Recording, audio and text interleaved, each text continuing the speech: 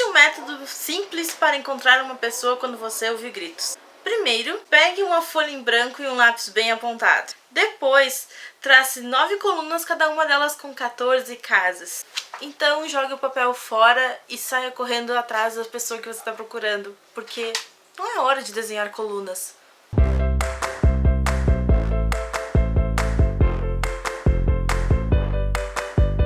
Olá, meus divos, como estão? Aqui é a Luri, bem-vindos ao Coruja de Nanquim. E hoje nós vamos falar do espetacular Quem Poderia Ser Uma Hora Dessas, do Lemony Snicket. Finalmente a primeira resenha do canal, e eu adoro começar esse quadro com este livro, porque eu amo Lemony Snicket desde há muito tempo atrás. Quem Poderia Ser Uma Hora Dessas conta a história do Lemony, agora não mais como o autor de Desventuras em Série, o narrador, aquele a qual sempre enviava as histórias para serem publicadas secretamente para nós, mas sim como um personagem principal dessa história. O livro começa com ele em um café, junto com os supostos pais dele, quando ele recebe um bilhete da futura tutora dele sobre sair correndo nesse momento porque você ia ser envenenado.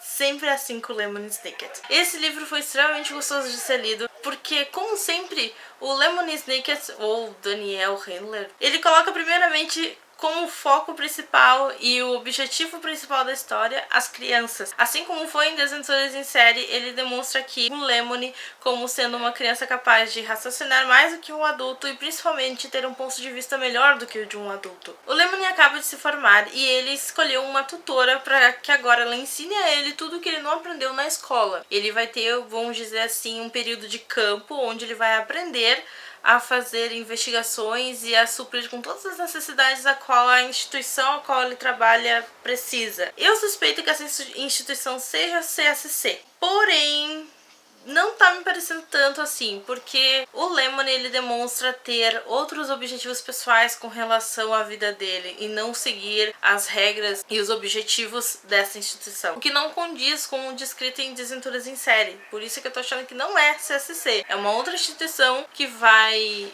criar CSC. Antes de tudo, eu tenho que dizer também que esse livro aqui pode ser lido tranquilamente. Ele é um livro que acontece antes de Desventuras em Série e então não interfere em nada com relação a Desventuras em Série. Você não precisa ler a coleção de 13 livros antes de ler esse livro, principalmente porque a narrativa desse livro é diferente de Desventuras em Série. Esse livro ele vai ter mais uma coisa de detetive, tipo a coleção Caras do Pedro Bandeira, os livros da Agatha Christie ou coisa do gênero. Ele é diferente da narrativa que tinha Desventuras em Série. Porém, ele continua com todo aquele joguete de palavras e frases épicas que somente Lemony Snicket consegue colocar nas histórias. O Lemony se encontra com a sua tutora, que, digamos, não é a melhor do ramo, e parte para Manchado pelo Mar, que é uma cidade que antigamente ficava à beira do mar. Mas por que os adultos iriam pegar e expandir a cidade que fica à beira do mar para a terra? Não, nós vamos expandir a cidade para o mar. Então eles drenaram todo o mar daquela área e criaram a cidade ali. Então a cidade é maluca, ela tem várias regras que somente o Lemony Snicket poderia criar para elas. Por exemplo, apesar de não existir o mar,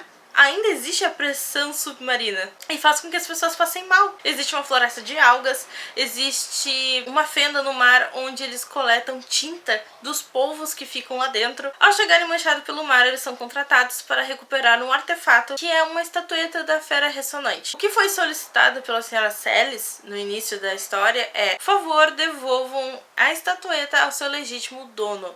E não devolvam a estatueta a ela ou coisa do gênero. Eles prometem cumprir essa missão e partem para descobrir isso. A estatueta acabou não sendo roubada, e isso tu vai descobrindo conforme o livro passa. Desde o começo do livro você tem a impressão de que vai ser um livro que se fecha nele mesmo, e o próximo vai ser também um livro que se fecha nele mesmo, mas não. Cada vez mais que você lê o livro, mais e mais mistérios vão ser enrolados e menos você descobre do fim da história. Você vê no livro vários tabus que normalmente são abordados em outros livros de Lemony Snicket. Por exemplo, a injustiça, que apesar de o Lemony estar fazendo tudo certinho, a polícia do lugar não gosta dele e acha que ele é o culpado, que ele é o vilão e que ele tá fazendo alguma coisa errada. Ou até mesmo a tutora do Lemony, que apesar de ver que ele é um jovem muito astuto, que ele é muito esperto, ela não consegue admitir que ele seja melhor do que ela. E ela ridiculariza ele em todos os momentos. Todos os momentos em que ela pode ser superior, ela é superior. Até tem uma parte parte em que o capítulo começa dizendo assim: repreender deve ser algo muito legal, e é por isso que somente os adultos conseguem fazer isso e não as crianças. Porque realmente é uma coisa que é colocada bem crítica da nossa sociedade. Desde sempre, os adultos gostam de demonstrar que são superiores aos filhos.